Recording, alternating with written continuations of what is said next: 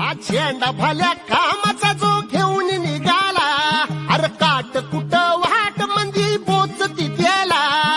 रगत निघल तरी बी हसल शाबास त्याची, रगत निघाल तरी बी हसल शाबास त्याची. तू चाल पुढं तुला रगड्या भीती कशाची, परवा बी कुणाची. मन शुद्ध तुझं गोष्ट हाय पृथ्वी मोलाची.